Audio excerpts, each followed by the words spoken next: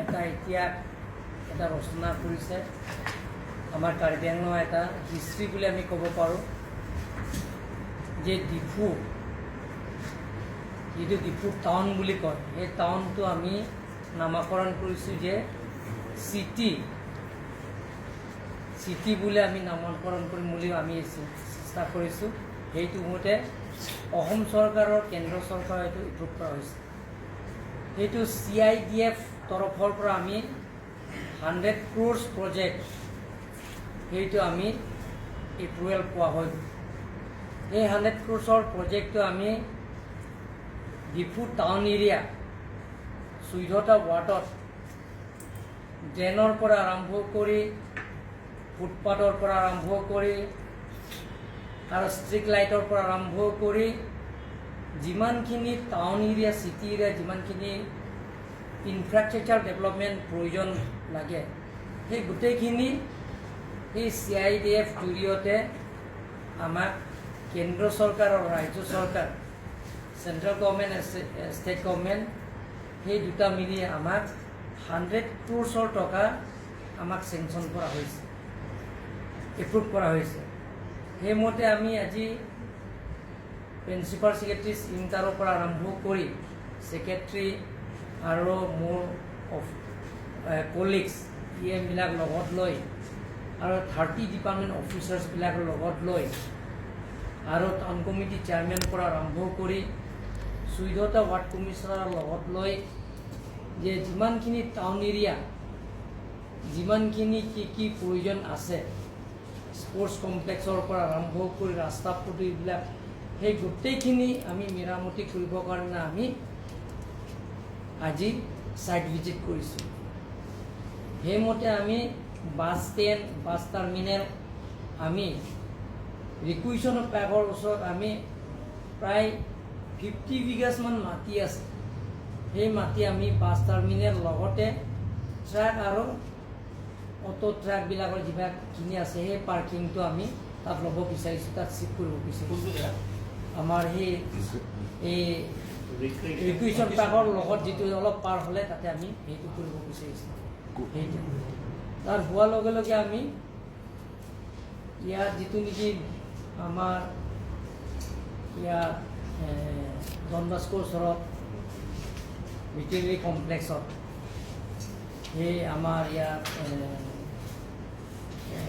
কি নাম আছে ইয়াতে ৰংখেলান, সেই ৰংখেলানটো আৰু আমাৰ কনজাষ্টেড হয় তাতে। তাৰ এইপিনি লেফ্ট ৰাইটৰ ইয়াত দোকানবিলাক হয় যে ফিছ মাৰ্কেট বুলি কয়। ইয়াতে মাছ বিক্ৰী কৰা আৰু মাছৰ পৰা আৰম্ভ কৰি চব্জি আৰু গাহৰি মাংস বা বেলেগ মুৰ্গী মাংস ছাগলী মাংস আৰু ইয়াত চব্জিবিলাকৰ বিক্ৰী কৰাৰ কাৰণে এই ৰাস্তাটো ঠেক হৈ যায় আৰু কেতিয়াবা এক্সিডেণ্ট হোৱা আমি দেখা পাইছোঁ। সেই গোটেইখিনি আমি চিন্তা চৰ্চা কৰি আমি সেই ভেটেৰিনেৰী যিটো কমপ্লেক্সৰ মাটিটো আমি ল'ব বিচাৰিছোঁ। এইটো চিফ্ট কৰিবৰ কাৰণে আজি আমি সিদ্ধান্ত এটা লৈছোঁ। গোটেইখিনি যিবিলাকৰ মাৰ্কেট যিবিলাকত হৈ আছে এতিয়া সেই গোটেইখিনি আমি চিফ্ট কৰি পেলাই সেই গোটেইখিনি যিবিলাকৰ বেপাৰীবিলাক একো সুবিধা নোহোৱাকৈ আমি ধুনীয়াকৈ এটা market complex open market complex যিটো আমি তাত আমি বনাবৰ কাৰণে আমি ভেটেৰিনেৰী কমপ্লেক্সৰ ভিতৰতে আমি কৰিবৰ কাৰণে আমি আজি সিদ্ধান্ত লৈছোঁ। তাত লগে লগে আমি স্পৰ্টছ কমপ্লেক্সৰ ডেভেলপমেণ্ট কৰিবৰ কাৰণে মাল্টি স্পৰ্টছ কমপ্লেক্স আমি কাছা ষ্টেডিয়ামত ডিফু কাছা ষ্টেডিয়ামত ইয়াত প্ৰায় আছে, ইনডোৰ ষ্টেডিয়াম আছে বেডমিণ্টন আৰু বাস্কেটবল, লগতে আমাৰ টেবুল টেনিছ আৰু লগতে ইয়াত ফুটবল ষ্টেডিয়াম আপোনাৰ লগত দেখা পাইছে। সেইবিলাক গোটেইখিনি আছে। ইয়াত আমি লুন টেনিছ আৰু আমাৰ ভলীবল কোৰ্ট নাই। সেই দুটা কাৰণে আমি সেই আগত পুৰণা ইনডোৰ ষ্টেডিয়ামটো সেইটো চিফ্ট কৰিবৰ কাৰণে আজি আমি গোটেইখিনি অফিচাৰ্ছবিলাক লগত লৈ আমি সেইটো চাইখিনি আমি সিদ্ধান্ত লৈছোঁ তাতে আমি চিফ্ট কৰোঁ। সেইটো আমি উইদিন এ উইকৰ ভিতৰত গোটেইখিনি স্কিমবিলাকৰ আমি কনচেপ্ট পেপাৰটো এক সপ্তাহৰ ভিতৰত দিবৰ কাৰণে আমাক অসম চৰকাৰ আৰু ভাৰত চৰকাৰে আমাক সেই কনচেপ্ট পেপাৰটো দিছে। সেই গোটেইখিনি আমি এক সপ্তাহৰ ভিতৰতে আমি দিবৰ কাৰণে আমি সিদ্ধান্ত লৈছোঁ।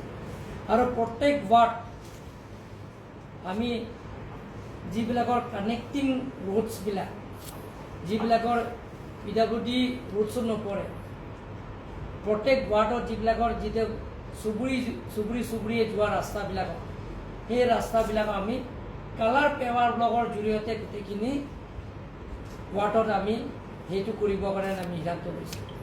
আৰু প্ৰত্যেক ৱাৰ্ডত যিবিলাকৰ নেচাৰেল ড্ৰেইনবিলাক যিটো ব্লক হৈ আছে, কোনোবাটো ড্ৰেইনটো তাতে বনাইছে, বনাই কিনিতো পানী বৰষুণ হ'লে পানী জমা হৈ যায়, যাব নোৱাৰে, ড্ৰেইনটো ব্লক হৈছে, সেই গোটেইখিনি ড্ৰেইনটো আমি অপেন কৰিবৰ কাৰণে, যিবিলাক ব্লক হোৱাটো আমি খুলিবৰ কাৰণে আমি আজি সিদ্ধান্ত লৈছোঁ।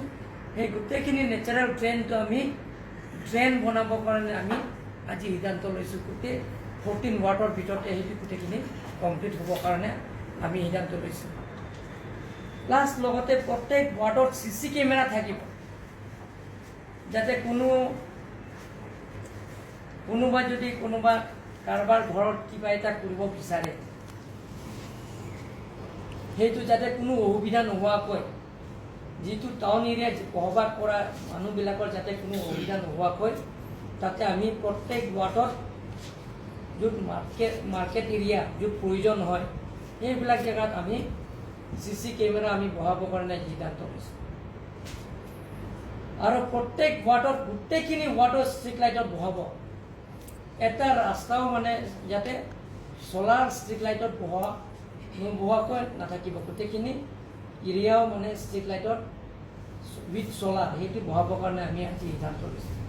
সেই গোটেইখিনি আঁচনি আমি টোটেল এতিয়া 21 মান আঁচনি আমি ধৰিছোঁ। এতিয়া আপোনালোকে OP-টো পাব, এইটো অলপ পিছত আপোনালোকে গোটেইখিনি OP-টো আপোনালোকে পাই যাব। আৰু প্ৰত্যেক ৱাৰ্ডটো এৰিয়া ৱাইজ যিটো পাব্লিক ডিমাণ্ড, তাত আমি ৱেটিং ছেট আমি বহাবৰ কাৰণে আমি সিদ্ধান্ত এটা লৈছোঁ।